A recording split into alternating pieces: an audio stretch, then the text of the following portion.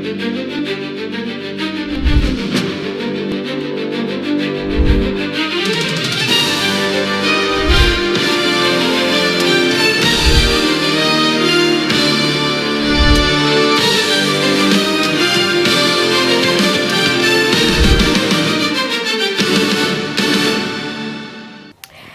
et messieurs, bonsoir et bienvenue à ces points d'actualité de ce jeudi sur la télévision panafricaine. Au sommaire ce soir, la situation sécuritaire dans le haut plateau du Sud Kivu continue de se détériorer malgré les engagements pris par les différentes parties en faveur d'un retour durable à la paix. De violents combats se poursuivent entre M23 et ses alliés au FARDC et au Wazalendo. La RDC assure depuis ce 1er juillet la présidence tournante du Conseil de sécurité des Nations Unies pour une durée d'1 mois. Cette responsabilité place Kinshasa au cœur de discussions sur les grandes questions liées à la paix et à la sécurité internationale. L'aventure de la République démocratique du Congo à la Coupe du Monde 2026 s'est achevée sur une défaite face à l'Angleterre D-1, mettant fin au rêve de Léopard en face à élimination directe. Si le résultat marque l'élimination de la sélection congolaise, l'histoire retiendra surtout un parcours exceptionnel. C'est donc tout pour les grandes lignes, mais avant de les développer, je vous appelle à vous abonner. À toutes et à tous, bienvenue.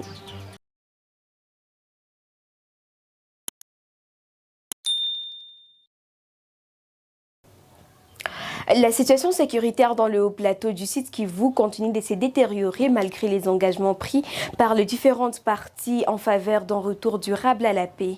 De violents combats se poursuivent entre M23 et ses alliés au FARDC et Wazalendo. Suivez. La situation sécuritaire dans les hauts plateaux du Sud Kivu continue de se détériorer malgré les engagements pris par les différentes parties en faveur d'un retour durable de la paix. Selon plusieurs sources locales, la localité de Mikenge serait passée dans la soirée du mercredi 1er juillet sous le contrôle des combattants de la coalition M23, Red Tabara et Twirwaneho, à l'issue de nouveaux affrontements dans la zone. Des sources sécuritaires locales affirment également que des drones auraient été utilisés lors des opérations militaires dans cette région. Selon ces mêmes sources, ces appareils auraient contribué à la progression des combattants vers Mikenge et auraient également freiné les opérations de FARDC et Wazalendo autour de Minembwe. Deux habitants des hauts plateaux de Fizi rapportent par ailleurs que plusieurs villages auraient été touchés par des frappes aériennes ces dernières semaines, tandis que des positions des forces gouvernementales auraient également subi des attaques. Ces informations n'ont pas toutefois été confirmées de manière indépendante. Cette évolution de la situation pourrait accentuer les inquiétudes quant à la stabilité des territoires de Fizi et d'Ouvira. Certains observateurs estiment que cette dynamique se poursuivait d'autres agglomérations, notamment Point Zéro et Baraka, pourraient être exposées à une intensification des affrontements avec un risque d'extension de l'insécurité vers les provinces voisines. Alors que les efforts diplomatiques se poursuivent à Doha, délocalisé en Suisse, en vue d'un règlement des conflits, plusieurs analystes soulignent les contrastes entre les annonces en faveur de la paix et la réalité observée sur le terrain. La RDC assure depuis ce 1er juillet la présidence tournante du Conseil de sécurité des Nations Unies pour une durée d'1 mois. Cette responsabilité place Kinshasa au cœur de discussions sur les grandes questions liées à la paix et à la sécurité internationale. La République démocratique du Congo assure depuis ce 1er juillet la présidence tournante du Conseil de sécurité des Nations Unies pour une durée d'1 mois. Cette responsabilité place Kinshasa au cœur des discussions sur les grandes questions liées à la paix et à la sécurité internationale avec la mission de présider les réunions, de coordonner les débats et de fixer les priorités de l'agenda du Conseil. Bien qu'elle ne dispose pas du droit de veto réservé aux 5 membres permanents, elle contribue aux décisions portant notamment sur les sanctions internationales ainsi que sur les réponses politiques et sécuritaires aux différentes crises à travers le monde. Cette présidence représente une tribune diplomatique importante pour la RDC qui peut mettre en avant les préoccupations du continent africain et promouvoir des solutions concertées au conflit.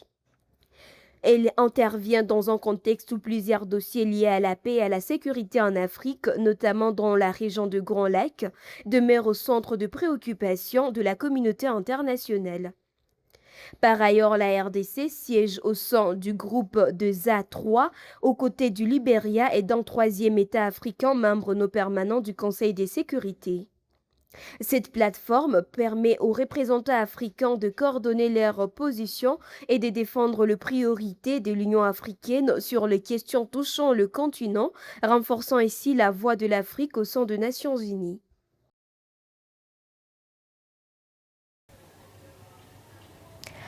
La caravane des infrastructures a atteint la localité d'Ngouba ce mercredi 1er juillet 2026 au matin après avoir parcouru toute la route nationale numéro 1 de Kinshasa, soit un trajet total de près de 1300 km. Avec à sa tête le ministre des Infrastructures et Travaux Publics, la caravane des infrastructures, initiée pour attirer davantage de visibilité sur les réalisations en cours sur la route nationale numéro 1 et sur certains de ses projets connexes, a atteint la localité Ngouba à la jonction avec la route nationale numéro 39 au petit matin de ce mercredi 1er juillet 2026. Lors de cette dernière journée, la caravane est partie de Kamina pour Ngouba, soit un parcours de 295 km dont 60% sont encore en terre et 40 déjà revêtus ou en cours de revêtement. Nous sommes là sur les lots 5 et 6 du projet où 10 ponts définitifs ont déjà pris la place de ceux métalliques devenus vétustes. Ça sera le cas très prochainement du pont Bundwe à l'entrée de la cité de Boukama où le ministre a fait un stop bien particulier. Ce pont, plusieurs fois victime de la surcharge des camionneurs, est pourtant indispensable pour le trafic sur la RN1 dans cette zone. Un jour auparavant, la caravane avait parcouru 417 km des lots 2, 3 et 4 allant de Mweneditu à Kamina. Ici, les entreprises font tout pour maintenir la praticabilité de la route en toute saison, pendant que l'étape de modernisation démarre petit à petit et se précise davantage, notamment avec l'installation des sites de production des agrégats utiles aux travaux. Le lot 1, qui va de Mbujimayi à Mweneditu, est quant à lui suffisamment avancé en revêtement. On y circule très aisément. Les travaux se concentrent actuellement vers la ville de Mweneditu et cette saison sèche sera mise à profit pour les boucler. Pour rappel, le projet de finalisation des 850 km allant de Mbujimayi à Ngouba sur la route nationale numéro 1, porté par le ministère des Infrastructures et Travaux Publics et piloté par l'Agence congolaise des grands travaux, vise à donner corps au corridor de Banana d'ici fin 2027. C'est une infrastructure qui est vitale pour l'indépendance économique de la République démocratique du Congo. C'est un site de plus de 4 hectares appelé à devenir un centre de formation de la police nationale congolaise qui reçoit la visite d'inspection de la vice-ministre de l'Intérieur Eugénie Tshela-Kamba au Grand Bandundu. Suivez.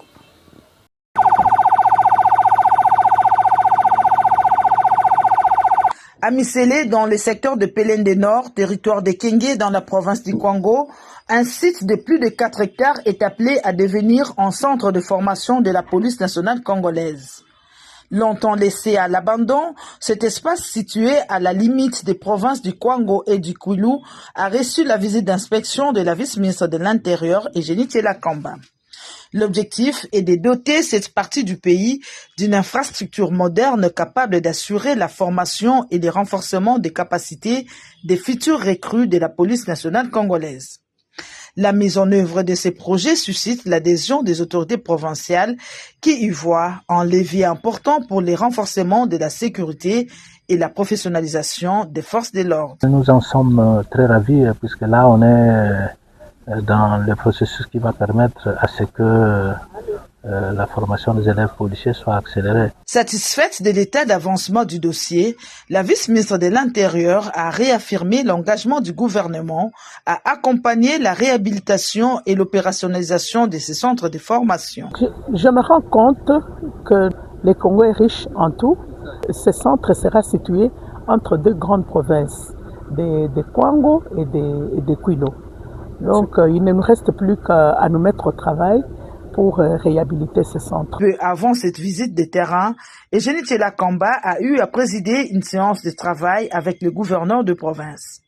Les échanges ont porté sur l'évaluation de la situation sécuritaire dans les Kwango ainsi que sur les mesures à renforcer pour garantir la protection des populations.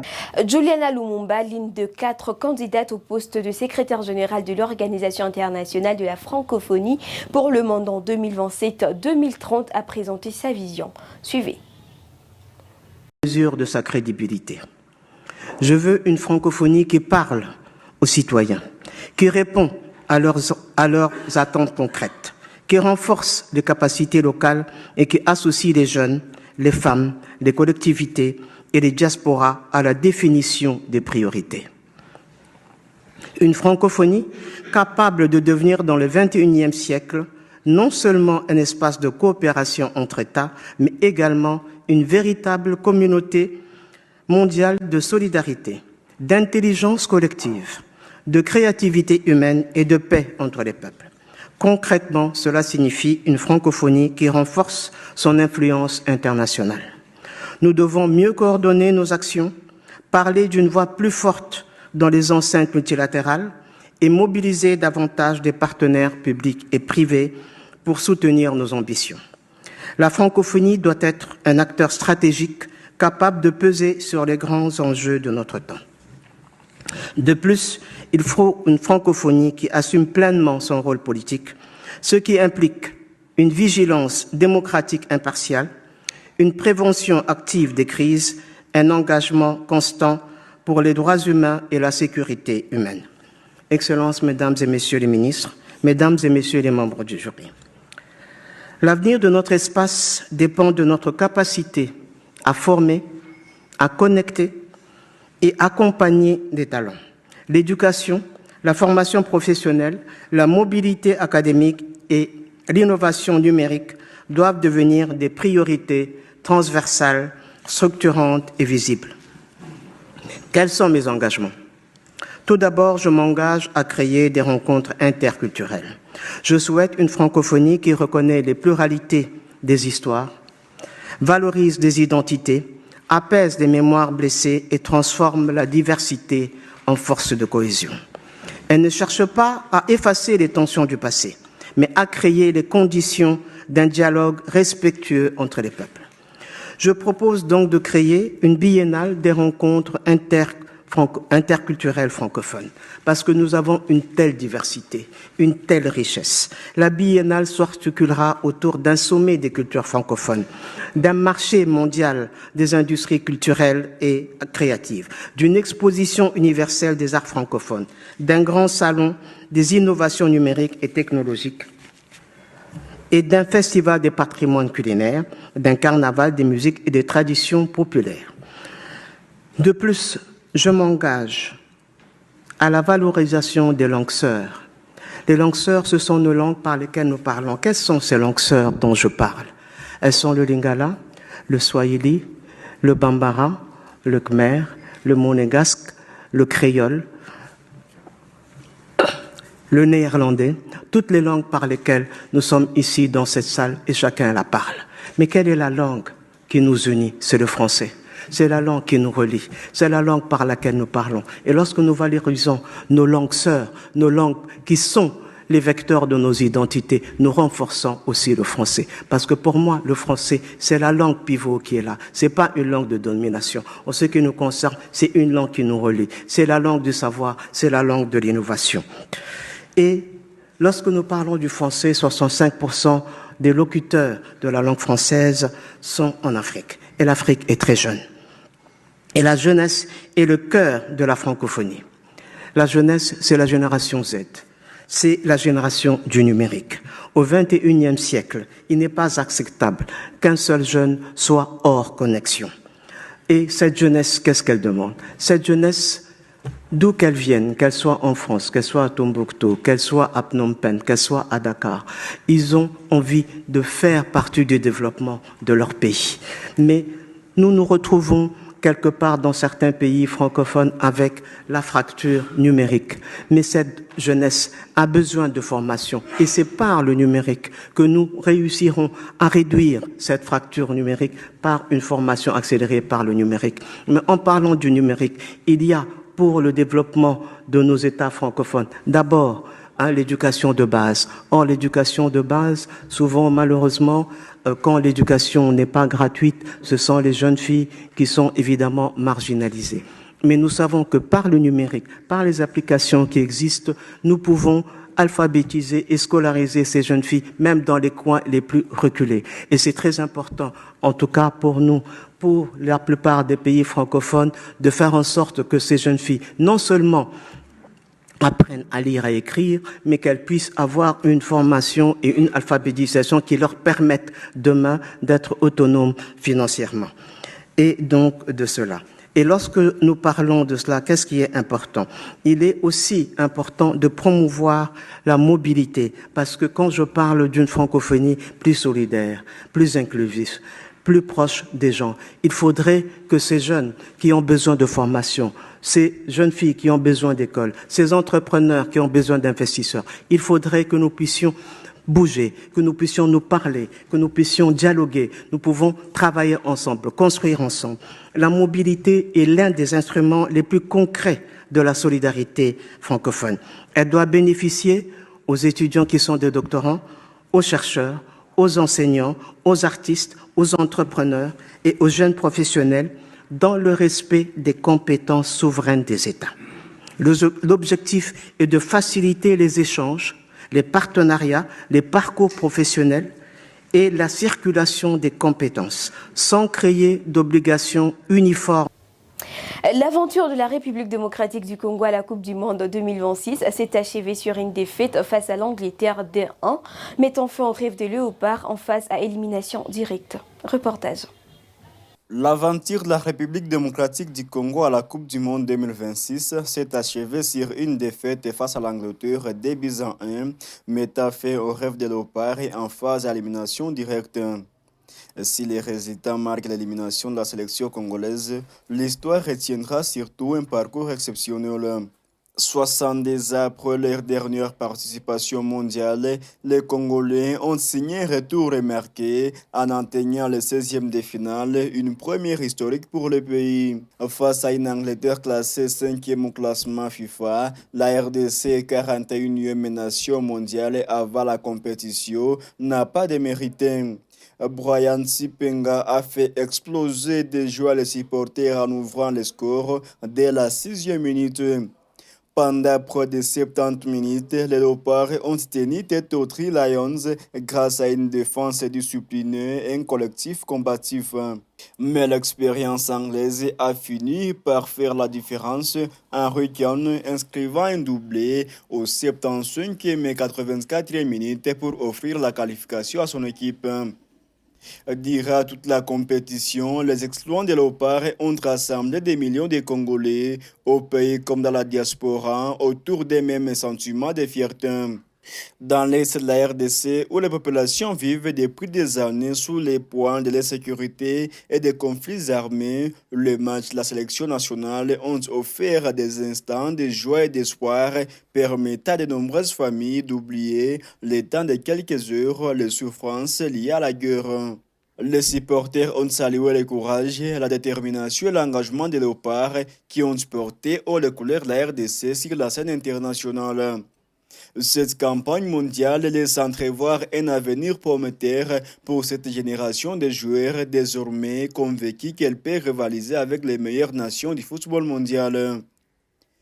Plus qu'une élimination, ce mondial restera comme le symbole d'une équipe qui a redonné l'espoir et fierté à tout un pays.